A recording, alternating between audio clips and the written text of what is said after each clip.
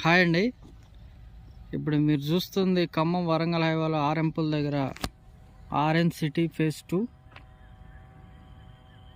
Phase 1 complete అయిపోయింది. Phase 2 DTCP and RERA approved venture. ఇది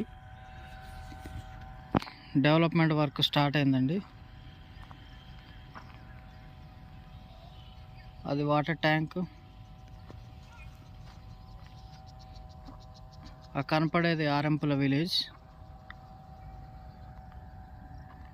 highway రోడ్డుకి 100 మీటర్ల దూరంలో ఉంటుంది వెంచరు.